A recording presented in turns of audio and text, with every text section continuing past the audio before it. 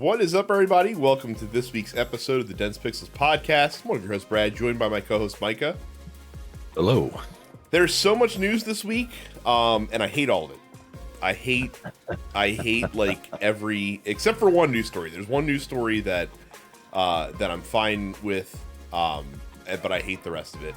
But before we dig into that, let us just clean up a little housekeeping. Don't forget to join our Discord by going to densepixels.com/fans, where you can also interact with other folks who listen to the show and us, and ask your questions in the post office. You can download this podcast as well as other fine podcasts wherever you download fine podcasts, other TNP Studios podcasts. Let's act like I've done this before. And make that happen. Subscribe to us by going to youtube.com/densepixels, where we put this podcast out in video format every single week. Don't forget that you can sign up for our premium membership by going to densepixels.com/premium for just $5 a month or $50 for the entire year to get access to the premium slate of shows for TNP Studios. And of course, you can help support the show by buying stuff using our Amazon link by going to densepixels.com/Amazon. Not easy. It's not easy every week. No, sometimes it's hard. Keep that fresh. Sometimes it's hard. Speaking of really shitty corporations, I got to tell you,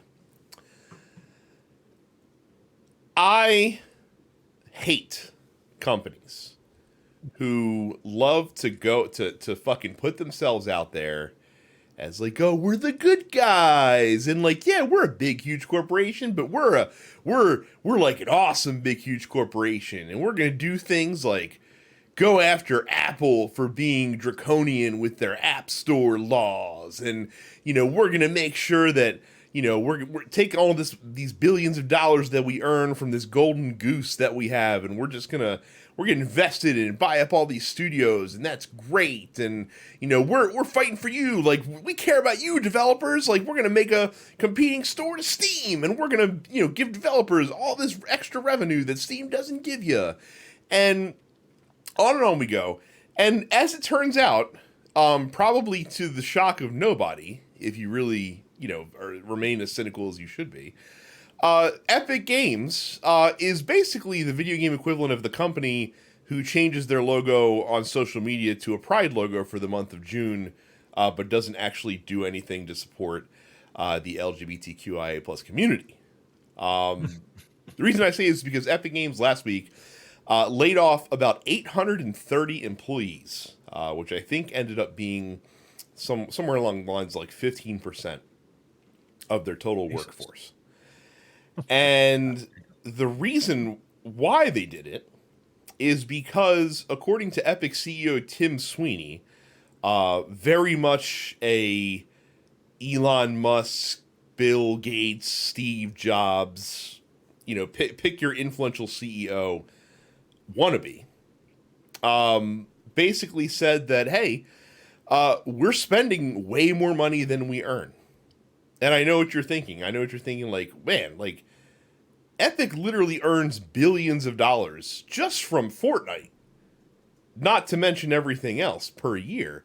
How could they be spending more money than they're earning? Well, it's because they're going out and they're buying developers that they don't need to buy just because they're looking for, like, to be there for the next fucking thing.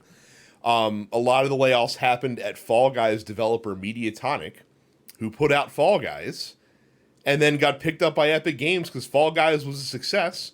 And then I guess because Fall Guys wasn't like the next Fortnite, still like one of the most successful live service games out there, but because it's not the next Fortnite, we got to cut down at that studio.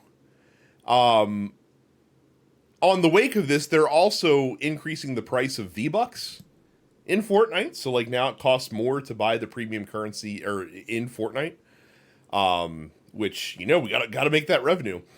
But it's so funny that when the company has a bad strategy, and by the way, Epic, not even a publicly owned company. Epic is privately held. So really it doesn't, as long as they can pay their fucking bills, it doesn't really matter if their balance sheet is in the red, because they're a privately held company, so it doesn't make a fucking difference, right? Like, as long as their bills are getting paid, and as long as their stakeholders are still able to float. Like, you don't have to fucking lay off 830 people. You don't have to do that. You don't have to buy the site of an old shopping mall to build your new corporate offices in North Carolina somewhere.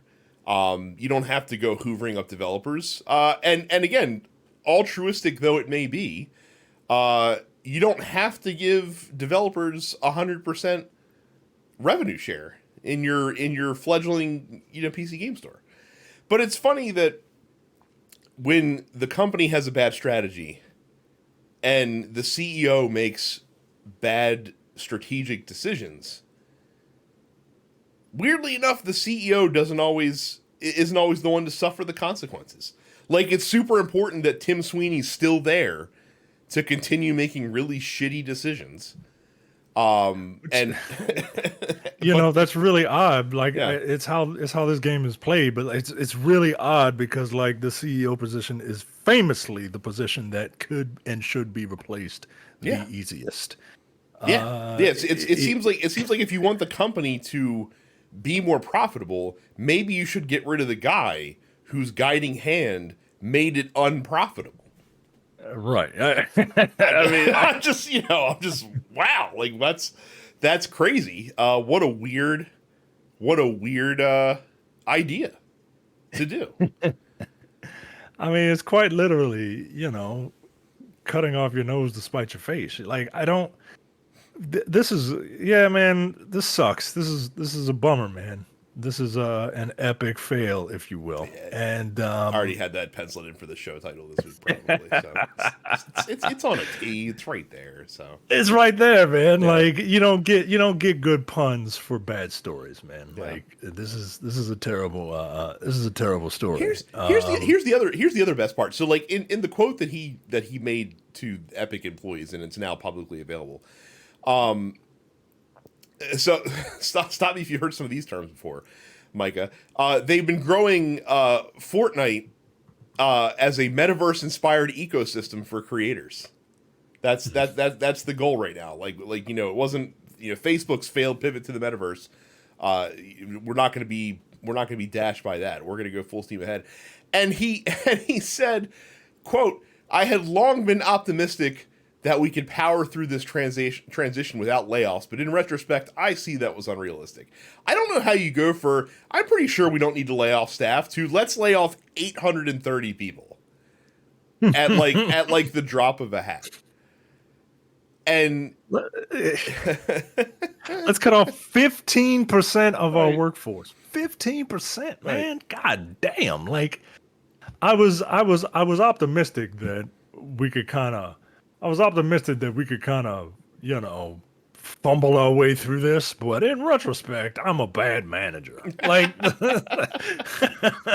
like that's what that says to me, man. Now, to their credit, and this is the only credit that I'm going to give them for this. Apparently, folks that were laid off are getting 6 months base pay as part of their severance, and they're able to continue to receive 6 months of healthcare paid for by the company, and they're accelerating like their stock vesting options and stuff like that. So that's, at least the folks being kicked out the door are being taken care of better than most people get to be in these situations. But again, like, it goes back to the fact of, how did you get yourself into this scenario? And why do we think that Tim Sweeney's the dude to guide us out of it? And again, I guess because it's his company. At the end of the day, he can do whatever the fuck he wants.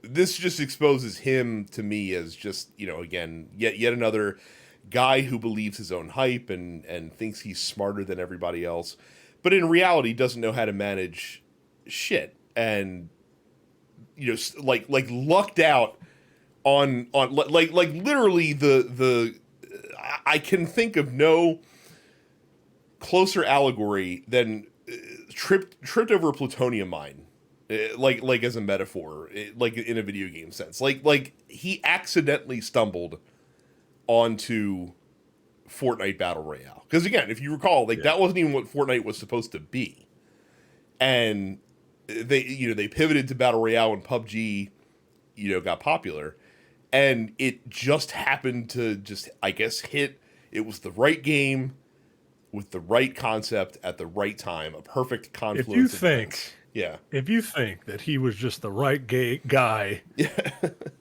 let me say that one more time. Yeah, try that No, again.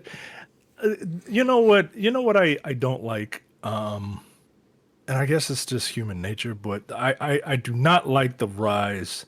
I guess not really the rise because it's been here for a while, Hmm. but I guess you would call them tech bros, like the superstar Yeah. nerd. Yeah. I don't I'm not a fan of the superstar nerd because like they seem like the most hypocritical. And Tim Sweeney, like my wife don't know who he is, Hmm. right? But like in this industry, you know who he is. Yeah. And I don't really care for that man because like you said, they believe their own hype, Hmm. right? They learn how to say the right things to get applause breaks, right? They also and this is a pretty common theme I think we see of this as well.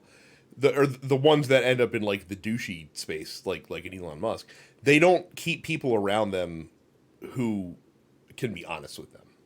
Yeah, you need people to check you, yo. Like Yeah. you really, really do. Like those are your real friends, right? I remember I was going through some shit and Jay sat me down once and was like, this ain't it, bro. Like like that's what you know, you can't have yes men, but like superstars have yes men, right? Like they're the Hmm. emperor. Like Elon Musk is the poster boy for the emperor's new clothes, right? Like that fable. And he's just I I don't care for this man. Yeah. This is 100% a failure on his part. Like the buck's got to stop somewhere, and it's got to stop with the CEO. It's got to stop with the captain, man. Hmm. It's funny, man. Like in Japan, they're ready to commit seppuku, yo. Like, like they're ready to. I am so sorry, and It's a different. I It's will such a eat different this culture. knife. It's such a different culture, though. It is, man. Yeah, It you is. know what I mean. But Like the Japanese, like the like high ranking executives feel a great sense of like personal failure when this shit happens. Like in America, like an American CEO is like, "Well, I don't know how the fuck this happened, but I know that there's only one fucking person that can pull us out of it, and that's me. We got to make this shit happen. I'm a smart guy." it's so weird, man. It's so fucking odd. And there's a lot about Japanese culture that I think is really problematic, but like like people in charge taking responsibility for failures, like that's something that I think needs to kind of Yeah, migrate but its way over here. I'd really be curious to know before Tim Sweeney decided to lay off 830 people, how much of his probably multi-million-dollar a year salary did he volunteer to cut? How many annual bonuses does he get that he offered to forego? To help stem the tide of the bleeding money, or Yeah, do we man. need to make sure that Tim Sweeney's getting paid, so that he can continue to lead Epic triumphantly into the next stratosphere. And it's funny because again, like they, as we've been talking about for the last couple weeks with the whole Unity fiasco, like they've been gifted a really interesting opportunity from like getting market share with their game engine standpoint. And I don't even think that they're in the position. And it turns out like they're probably not in the position to take advantage of that because they're operating in the red so badly. Because again, they have the most literally the most successful PC console game on the planet, and yet somehow they've managed to squander the war chest that they built up, and they probably still have the war chest. That's the other thing that pisses me off too. By the way, he's talking about they're operating in the red. They're spending more money than they're earning, but they also probably have like a fucking vault of money from early Fortnite days that they haven't spent that they could use to help stem that tide if they really wanted to. But they managed to take this again, a golden goose that hasn't stopped being that. Like it's not like Fortnite has jumped the shark and now it's slowly dying. Like Fortnite is still as popular as it ever was, but you've taken that, you've overextended yourselves, you've bought things you didn't need to buy. We're, again, common theme, we're hearing that all, all around the industry like crazy, and you've managed to fuck this up. You have fucked yourself from that any competent executive, any competent leader would have been an unfuckable position. You know what I mean? Like you, Tim Sweeney operating from the standpoint of, oh, we will just always have more money coming in, is a fucking fallacy. And you're a fucking idiot if you believe that was actually going to happen. For Tim Sweeney, not you, the listener, but Tim Sweeney's a fucking idiot. So. Yeah, man. It sucks, man. And look, I get it, right? Like nobody is, the average person is not going to be like, well, I'm going to give up I know people that won't give up their vacation days to help people, right? Mm-hmm. So I get it, right? But at the same time, like, I'm sure he does the whole like, oh, here at Epic, we're a family and all this bullshit that all these corporations do to try and, make you think that they're on your side. They're not. They're not. I just wish people would be a little more transparent and a little more transactional. Like, I'm here to do a job. You're here to pay me for that job. And I don't know, man. It's weird. Like, it's not, and it happens everywhere. Mm-hmm. We talk about wrestling a lot on this show, and WWE just let go of a ton of people. At the same time, boasting. Yo, guess what? USA just paid us a grip for SmackDown. Look at this $1 billion plus TV deal that we just signed. Right. But like, look at this IPO that we just opened with our new parent company on the New York Stock Exchange. Right. Like, but we can't keep Mustafa Ali. Like, yeah. All right. It's just gross, man. It's just gross. Well, don't hire all those fucking people. Stop thinking like this dude literally said, well, we've got infinite money. Essentially. He's just like, well, the money's not going to stop. That's right. Whoever heard of managing resources? It's not like there's a whole genre of video games. Well, and the other thing that's funny is that like they're taking a hard pivot because there's a gentleman named Sergiy Galyonkin, who was the director of publishing strategy at Epic for the last 8 years. He created Steam Spy, which is a pretty notable Steam analytics website that you can use to get to analyze Steam traffic and purchases and stuff like that. And he's leaving voluntarily because he's like, yeah, this new vision that they have, like this new direction they want to go, like it's not for me. Like I'm gonna fucking get out of here. Again, it's just the lack of accountability at the top is what bothers me the most. Like it's one thing if the company's suffering and you can tell that they're suffering and they're on hard times and you have to do these layoffs. It's not great and there's still fingers to point when that happens, but at least you can understand. Epic seems like they're doing just fine right now. Yeah, man. Epic seems like things are going totally cool. It does not seem like a situation where you need to just tell 830 people to kick rocks and go somewhere else. But again, it's not just them. Like we're seeing it all around the game industry this year. Like this is the year of bloodletting. It seems like in the games industry, we're having such a great year for video games as far as content goes, but just the industry itself has been incredibly unstable all year. Yeah. So. Oh, I'm looking at Tim Sweety's Wikipedia. He's from Potomac, Maryland. Okay, that's why he think his shit don't stink. Jesus Christ! Yeah. But again, I need accountability from the executives. You ain't that smart. You're not the one doing the fucking hard work, making the company successful.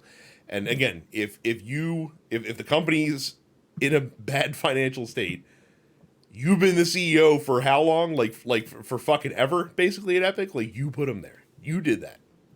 Right. You did that. I don't know why you think you can get him out, but you did that. So, but again, I guess it's his house, so he can light it on fire if he wants to. So Yeah. with that, we'll take a short break for some ads and then more terrible industry news. So, additional layoffs announced from a surprising developer.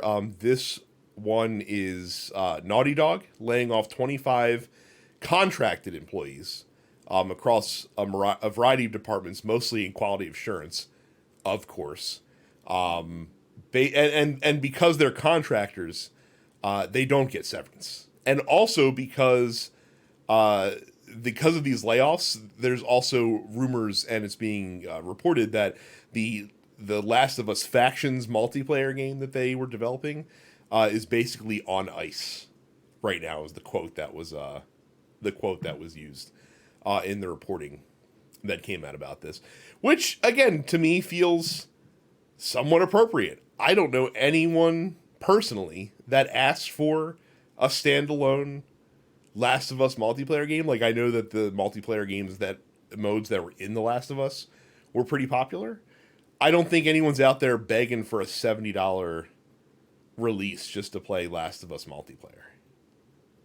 Well, you know why this is happening, right? You know how that was originally on the table, right? Because like they were probably developing that in tandem with the show, right? Like, oh well, we think that this show is going to do gangbusters. Let's try to capitalize on this.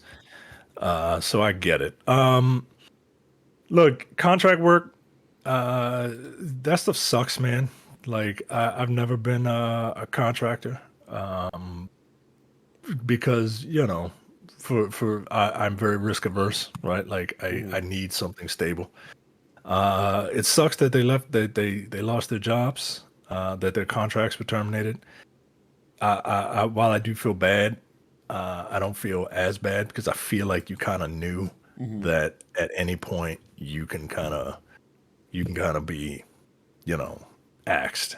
Yeah. They didn't give you the family speak. They didn't lie to you and tell you that you're No, family. probably not. You are a hired gun in here to do a Right. very specific job. So Right. still Right. shitty. And will we see Factions? I don't know. It was supposed to release 5 months ago, and then apparently Bungie gave it the once over, and we're like, this isn't very good, and so they had to go back to the drawing board on the Factions game mode. So we'll see what happens there. Again, I think releasing that at $70 would be a huge folly. And man, PlayStation just keeps looking for that multiplayer game that just fucking hits. I also think that like that releasing that game kind of shits on the spirit of what The Last of Us is supposed to be about. Like The Last of Us is supposed to be about like survival and like mankind's like descent into tribalism in the face of like overwhelming adversity. And like for as much as people like to ooh and ah about the story, this whole multiplayer thing is kind of the antithesis of it. It's kind of just it's the worst parts of what that story is supposed to represent. Yeah.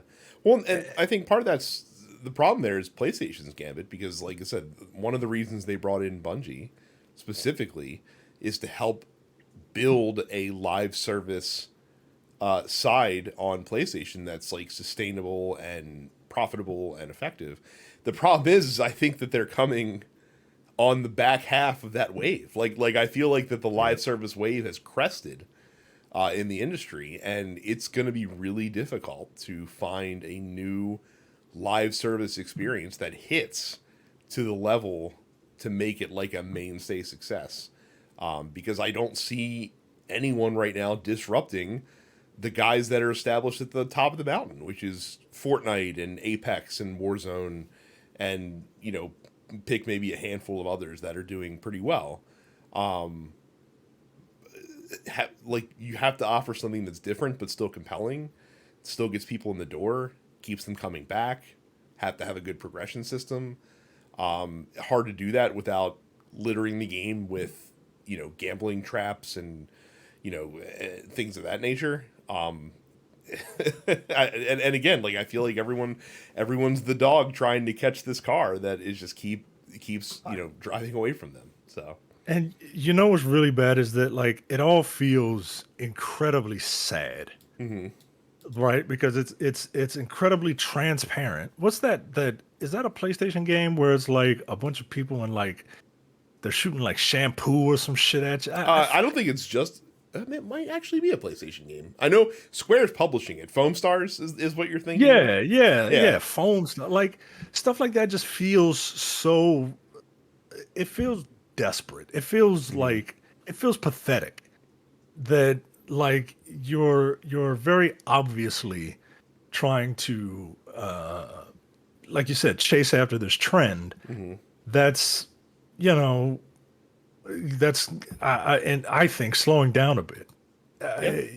It's like you like those things were like Fortnite was lightning in a bottle, dude. Like it even outlasted PUBG, right? Yeah. And so I feel like people would be better focusing their time and effort on doing what they do. I'm not saying you can't like experiment and stuff like that, but like devoting a lot of resources to something that is still like a gamble, it just doesn't seem like good business to me. But I'm not a business guy, but I don't know, man. I don't know.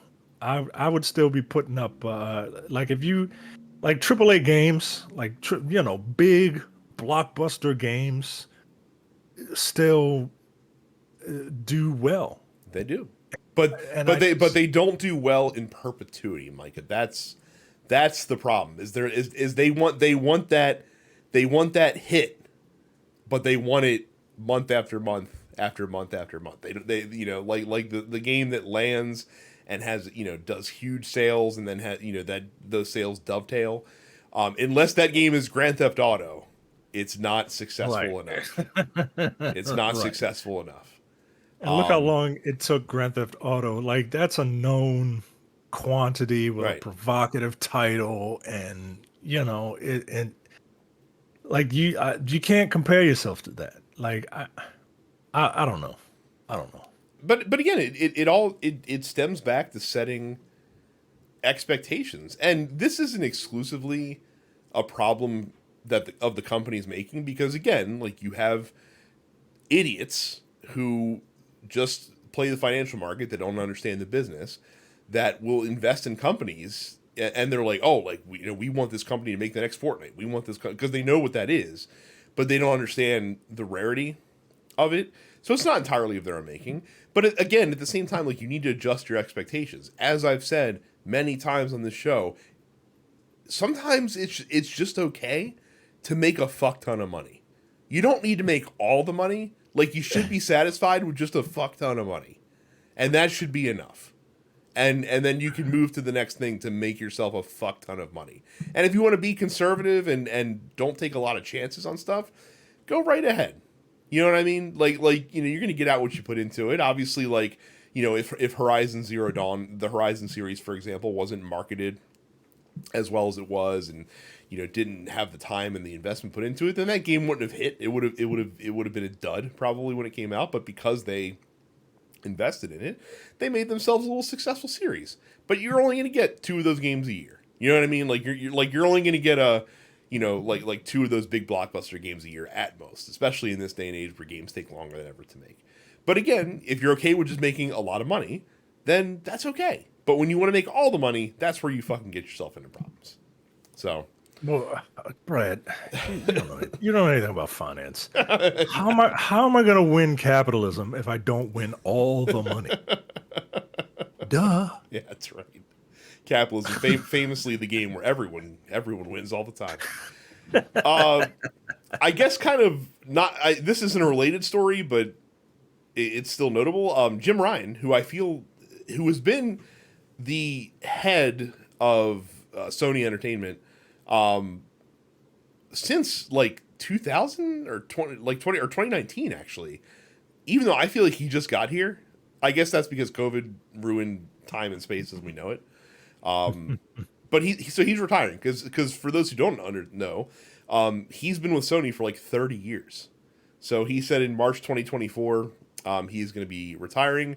Hiroki Totoki, who is currently the Sony Corp president, chief operating officer, and chief financial officer, will help him with the transition, and then he will take over the role of interim CEO once Ryan is gone, and he will help lead the search to find a permanent successor as time goes along. I never did connect with Jim Ryan like I did my other two dads that were in the role preceding Jim Ryan. I felt like Jack Tretton and Sean Layton both had a lot more personality. All we remembered about Jim Ryan is that he really likes to talk about cats, and he really doesn't want people at Sony to talk about controversial social issues in the company. That will be Jim Ryan's lasting legacy for me personally. Micah, what is Jim Ryan's legacy for you as he leads Sony? I think I've heard him speak once. It's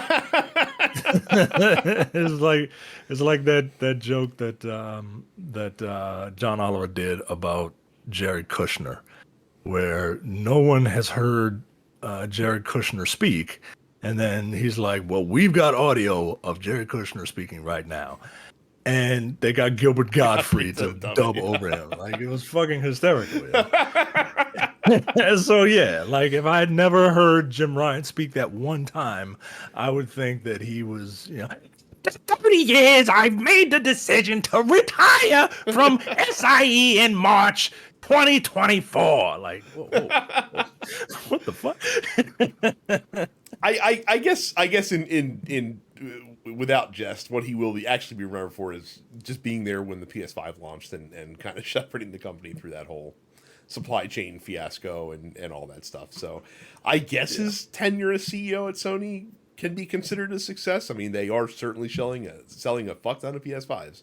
So I don't think you can say it's a failure. But Jim Ryan did not leave. It did not impart a lasting legacy in my brain, at least. Nah. So we will see who my new dad will be in a couple months' time, I'm sure. So a story that will not die and continues to just fucking rise up like a zombie. I thought we were done with this whole fucking Microsoft-Activision acquisition. Now the CMA is like, no, it's cool. Now that Ubisoft is going to be publishing your games, it's great.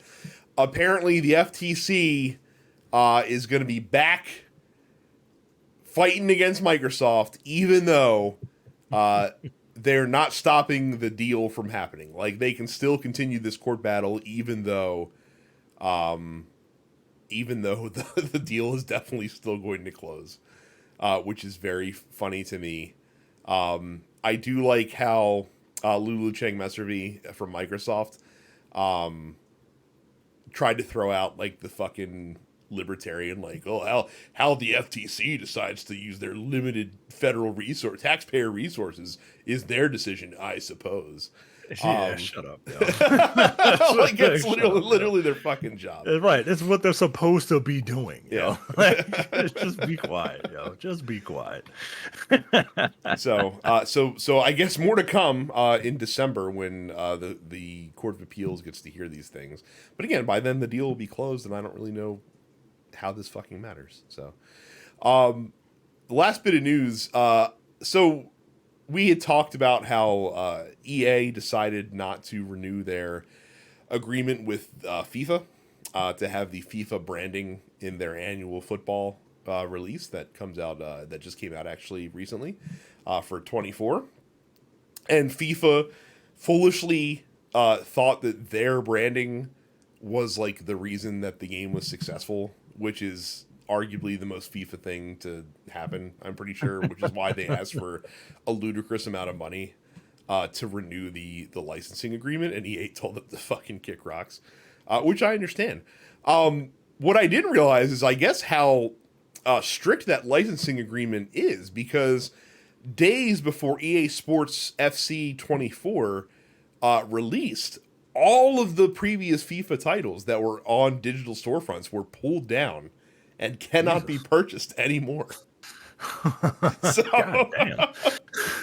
so they fucking napalmed the old FIFA games. Now you can still play these old games if you have them. If you have Game Pass, you can still they're still there, but you can't play them on Game Pass. Like, so if you own the games, you're good. But if you have them on Game Pass, it's no go. So yeah.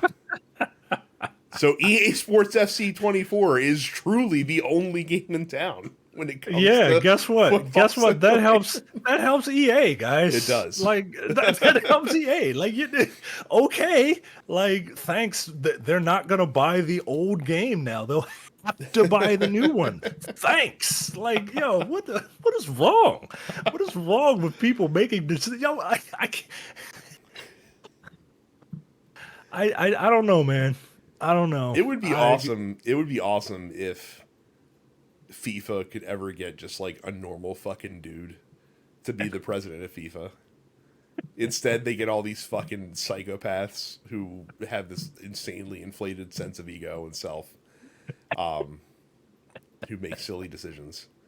Like, that's so hilarious, man. That's so hilarious to me. We'll take one more quick break, and then we will be back with the post office. All right, so a quick dip in the post office bucket. Again, you can ask questions to us in our Discord by going to densepixels.com/fans, who, just like Cam did, Cam, who's feeling really salty after Liverpool got very hosed by the refs playing against Spurs this past weekend. A clear offside that should have been given, that should not have been given, that disallowed a goal for Liverpool, was pulled back due to an egregious officiating mistake, and then they got 2 red cards, and Spurs won the game in stoppage time. It was awesome. But Cam asks, was Prince Nana is over like Rover dancing to Swerve music on AEW shows? What is the most over dance or dancing character in wrestling history for you? I don't like that dance. I think I haven't seen it. I haven't seen it. He goes like this, right, and then he goes like this, and like this, and like this, and it's just this, and it just why are they dumb. why is the crowd going so crazy for it? Because wrestling crowds are dumb, like myself included, right? Like I'm not calling the AEW fans dumb. I'm calling all wrestling fans, including myself, dumb.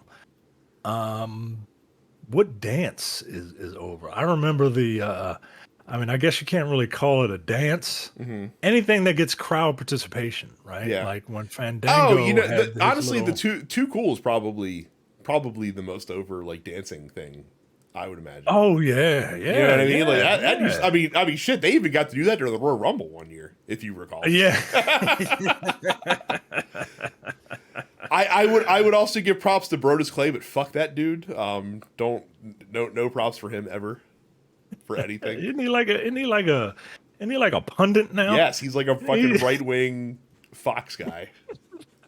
But he still looks the way he does. Yes. Like yes. Yes. Oh shit. So yeah, I think it's got to be Too Cool. I think Too Cool is probably the most. Yeah, because it's actually like dancing, right? Like. Yeah. Like the Fandango thing is just this, and this is not like dancing, right? Like I think Fandango is more than because of the music, because the crowd would like sing along with it and yeah, like that, so. Yeah. And I don't know what R-Truth does. Well, R-Truth doesn't really dance too much. It's just that terrible rap he does in the beginning. Yeah, I don't need black characters dancing. I don't know. I'm being in my feelings about it, but like, I don't need him dancing for the crowd, yo. I just don't. I don't. Also, like, how can you dance to Swerve Strickland's music, yo? Like, Swerve Strickland's music is god awful. It's terrible, yo. It's the worst. Like, I'm not a fan of a lot of AEW themes. Like, I like Kenny Omega's because it sounds like some, Japanese butt rock that Capcom will put in a Devil May Cry game, right? Like, I do like that. But everything else is just, and I like Adam Cole's theme.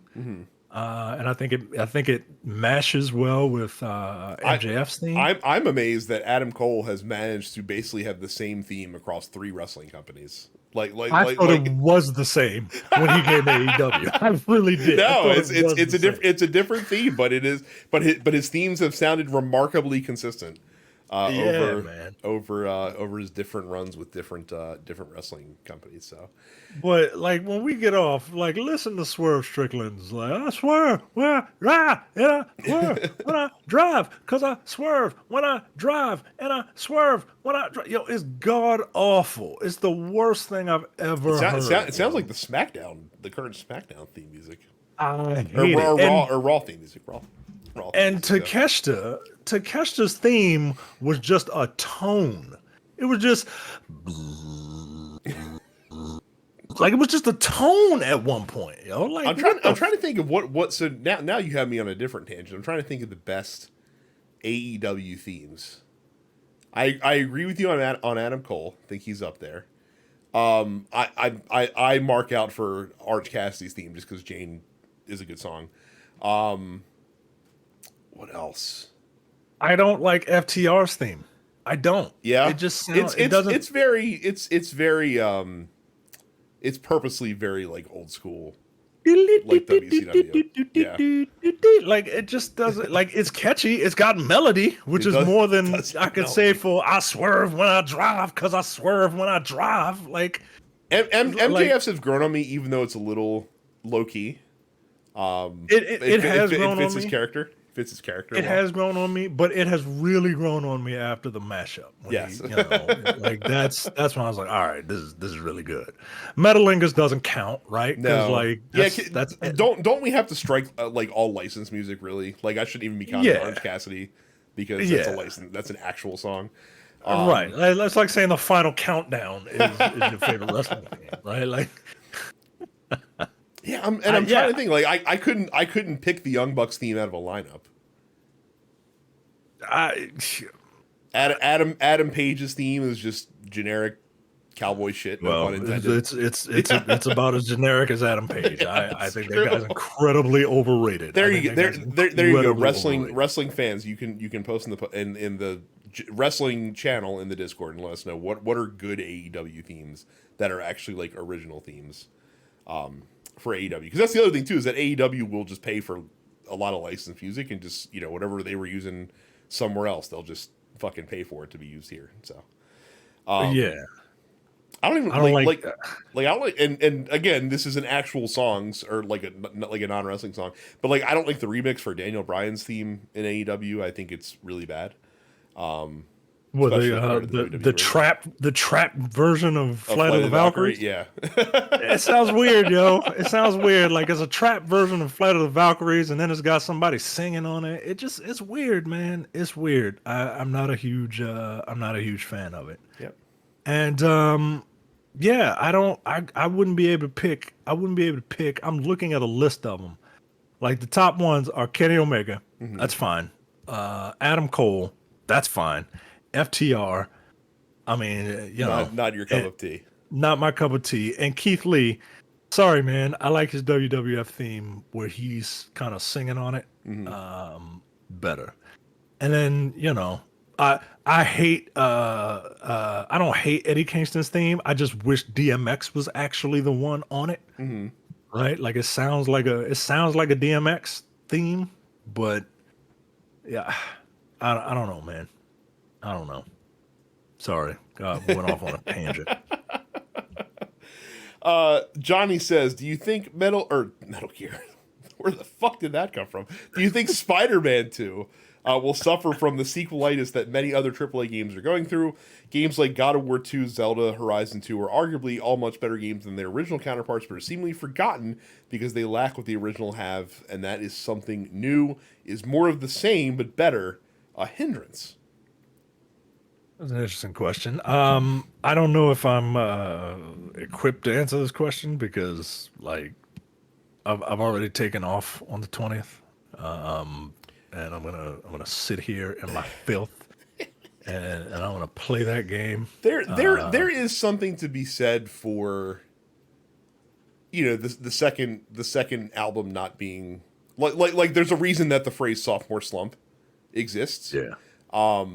Because yeah, like, and when it's a second game, you don't want to play it too. You don't want to be too aggressive. You don't want to change it too much because people then have an expectation. But because you're not revolutionizing, yes, like people, it's just not as exciting the first time around. I think that games like, especially like Zelda, would have had a lot more leeway and a lot more zeitgeist time in the spotlight if this year wasn't so fucking weird. As far as like bangers coming out like crazy. Yeah. Did Ragnarok come out this year too? I think it did. Jesus. Okay. I think it came out like the beginning of the year. I guess that's underscoring the point. I think if you don't, it's been 5 years since the first Spider-Man, and if you played it in 2018 when that game came out, and just kind of like haven't touched it, but like you remember that you like it, I think you might be fine. Like, but it's really apparent when you do yearly or bi-yearly cycles for games. You know what I mean? Like, And I will say that even though like the games that Johnny mentioned were not in the public zeitgeist as much, they were still incredibly successful commercially. Like they still sold a fuck ton of copies, and a lot of people played them. And ultimately, at the end of the day, that's all the companies care about. Like as long as people are buying the game and playing it, that's what really fucking matters.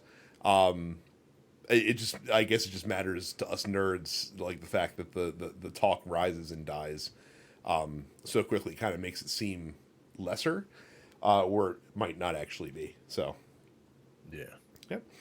Cam comes back. He says, was listening to a sports pod that has a life advice segment that is usually people asking how to deal with something annoying their significant other does, and it made me think of Micah because one of the producers on the show mentioned his wife talks during movies and TV shows, and he finally broke recently and said, quote, "Sure are talkative tonight, huh?"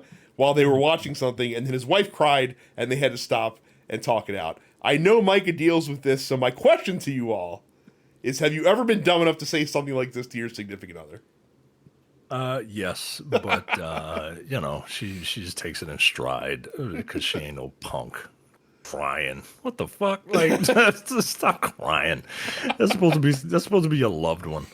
No, if I'll say something, and then she'll be like, "Oop," yeah, and then she'll be quiet, right? But it's a pain, and it's fucking annoying. But that's the thing though, right? Like you got to tell people, because especially if you're in a relationship, this is what we were talking about with Carrie. Like you gotta communicate that shit. You know what I mean? Here's the thing though. I have a incredibly high threshold for annoyance. So like it takes something really special for me to like snap. But then usually when I snap, like it's very aggressive. Probably a massive overreaction. You do what everyone tells you not to do. Right. You bury it and bury it and bury it, and then it just explodes, right? Nah, like you gotta let the steam out a little bit at a time. And that's what we do. We let the steam out a little bit at a time. Like when we're now, I don't tolerate it when we're in the theater. When we're in the theater, like when we're home, I'll be like, hey, my wife. She'll be like, oh, what did you say? And I'm like, I don't know. You were talking. I do have trouble sitting next to my wife if we're watching a movie because my wife angles her head in such a way, like she angles her head like this. Like if you're watching a video, you can see how my head is angled. So she's still looking at the TV. But if you're next to her and you look in your peripheral vision, it seems like she's staring at you. So like you inevitably like turn over. You're like, what? She's like, I'm not looking at you. I'm just like, but you're pointed this way. Like I don't understand what's going on. Yeah, that's her turning you into Jack Torrance from The Shining. Like that's apparently she's done it since she was a kid. Like her mom used to like yell at her too all the time about that shit. Finally, Daniel says, with Cyberpunk pulling a No Man's Sky, does the game get to be treated as one that came out this year for the purposes of things like Game of the Year talks, or does it have to be great out of the gate to be recognized? Not that it has any chance this year.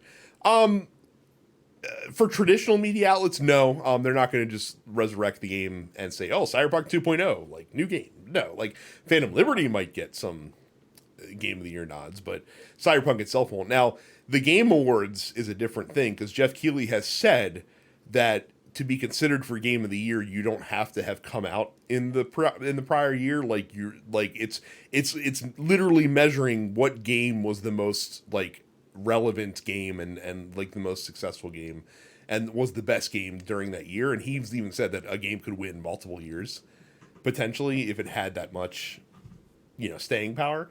And Daniel's right too. Like Cyberpunk, even if it was a new game, would not have a chance this year of. Oh no, dominating this is a hell of a year, man. Yeah, this is a hell of a year. No, I don't. I agree with you. I just because you make good on your promise 2 years late, that you don't get to be a member of the cool kids club. You don't get acknowledged for that, right? Yeah. Like Phantom Liberty apparently is like 20 to 30 hours, so I guess that could be considered a game in and of itself. And even then, I feel like you kind of trying to grandfather that in, you know what I mean? So I wouldn't be happy with it. I wouldn't even be happy with it being nominated, to be quite honest with you, because the murderer's row of games that have come out this year, and that will eventually come out. Look, I'm tell you right now, barring some sort of bricking of my system. Spider-Man is probably 90% sure Spider-Man is going to be my favorite game of the year. Do I think it will be the best game in terms of game? I don't know. I don't. And what's funny, and again, this does not speak ill of your personal feelings about it. I don't think Spider-Man is even going to be nominated for a game of the year this year. Man. That's how fucking stacked the lineup is this year. There's so many other if I had to speculate, let me see. We're gonna call an audible real quick. Games released in 2023. Let me see if I can figure out a top 5. Sorry for the darkening of my screen for those of you watching on video. I think your nominees for Game of the Year this year, as things stand currently, I think Resident Evil 4 is going to be in there. I think Zelda is going to be in there. Yeah, absolutely. I think that obviously Baldur's Gate is going to be in there. And that's probably going to win, folks. Yeah, that's probably going to most win. likely. What else we got here? I could see Alan Wake 2 squeezing in there, depending on how good the game actually is, because a lot of journalists are fucking like love some Alan Wake. So I could see that. I forgot that was releasing this year. I know. So I could see that sliding in. And then probably Ragnarok's going to be on there. That's 5. Isn't that how many there usually is, or is there usually 6? There's I think there's 5. Okay. You know what's really gonna make me mad? You know what's really gonna make me mad? When Mortal Kombat wins Fighting Game of the Year over Street Fighter 6. That shit is really gonna piss me off. And I don't even hate Mortal Kombat, but I love Street Fighter 6. Isn't Tekken coming out this month too? Tekken comes out in January. Oh, okay. Okay, so that's gonna miss this year. January. But that's gonna really. So just look, I'm warning you now. I'm not gonna be in a good mood when that comes out. You don't think they would actually? I'm gonna be pissed. Yes, I absolutely do. Okay. Because Mortal Kombat, it plays well with a casual audience. It sells more copies because of its incredibly casual audience. And I'm not saying there's anything wrong with that, right? Like, I'm not saying anything wrong with Mortal Kombat. Like I said, I actually think this Mortal Kombat is leaps and bounds better than Mortal Kombat 11. But it's just gonna make me mad, man. Yeah, it's really gonna piss me off. I'm gonna get mad. Well, actually, no, I can't say that yet because I haven't played Forza yet. I'm gonna play Forza later this week, and hopefully, and I'll see how that is. But I said it's gonna make mad if F-099 beats like Forza Motorsport for like sports racing game. I don't think they would actually do that. That seems like a bridge too far. So that is it. Thank you guys for submitting your questions, and so we will call time on the show. Thank you, as usual, very much for watching and listening, and we will see you all the next time. See ya. You're watching the Dense Pixels YouTube channel. Click the subscribe button while you're here and make sure you check out our weekly podcast where we discuss the latest gaming news and our impressions on what games we've been playing.